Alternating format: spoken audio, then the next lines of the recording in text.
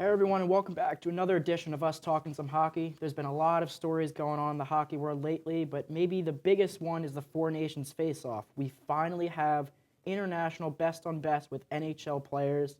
We have Finland, USA, Canada, and Sweden all facing off against each other in a round robin and then finally tournament style, with Canada ultimately winning. Bella, what was your take on the tournament? On this tournament, I think it was long overdue. I think everyone was sick of seeing all-stars. Yeah, we love to see the best of the best on the ice, but having the best on the best in a tournament and Red Robin style, I think, again, was long overdue, and I think it was super exciting to see picture perfect. Yeah. Jason, what about you? It's an absolute classic start to finish. The USA really set a tone with that 6-1 win over Finland, really set them up to be the big bad of this tournament, and each game was a classic, including the finals game against Canada. It was just honestly amazing from start to finish. Yeah, and I think, Bella, you harped on a little bit, but this really put NHL, in a new limelight. Obviously, we're all NHL fans, but we're not, ignorant to the fact that the NHL media coverage is a little bit less than some of the other leagues. You mentioned a lot of people are getting tired of all-star games. The NHL saw this, and they decided to completely scrap it and do a four-nation tournament with the best on best. The NBA faced a lot of flack with their all-star game this year, with players like Chris Paul, Victor Wembanyama not putting as much effort into the All-Star games. And I think that really social media charisma actually helped the NHL because a lot of people were tuning in, especially for this championship game. 16 million watchers on average for the championship game. That's unheard of in hockey. What do you think, Bill? I think going into this game, I think we all expected great playing, consistent. I think if we look at the All-Stars, we all know that finals game, every single player and fan knows that they're not going to play their hardest, they're not going to play their strongest. In this particular tournament, they came for blood. They automatically started, and they just didn't give up until that last goal by Connor McDavid in the final. Mean, 3 fights in the opening 9 seconds, Jason. What were you thinking when you saw that start to happen? Man, I knew the Tkachuk brothers would get feisty, but I did not expect JT Miller to go out there and show Canada, hey, I'm still around, I'm still relevant. He just went off, and as an Islanders fan, it hurt to see him, playing for the Rangers, but him showing up in that tournament for USA, ultimately we didn't win the game, but that was something special to watch. Yeah, I mean, USA, Canada, you said it feels right out of a movie. It was amazing. It was amazing to see international players.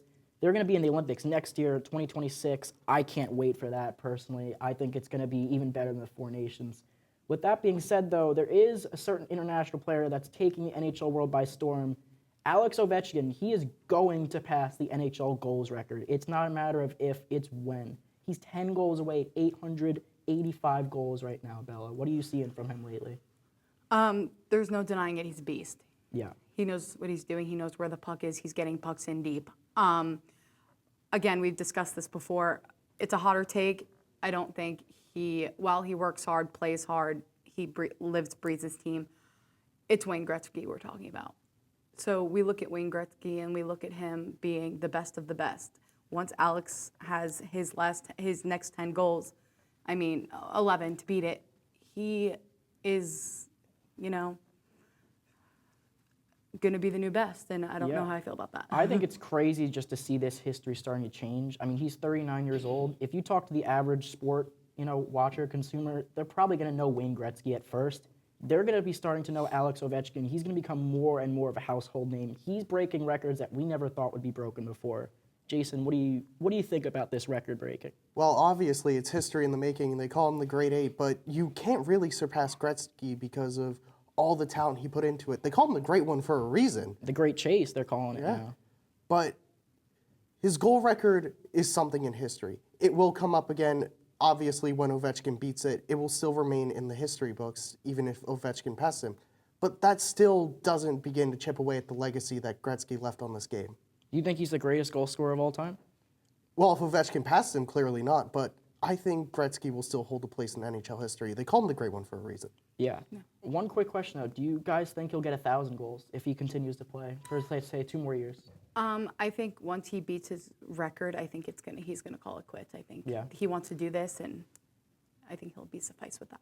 Jason? I agree. He may get to 900, but he could also call it quits after this. I don't know. I think it'll be interesting to see regardless. He's going to be a household name. I love that hockey's being, on the world stage and media lately. With that being said, we're going to kick it.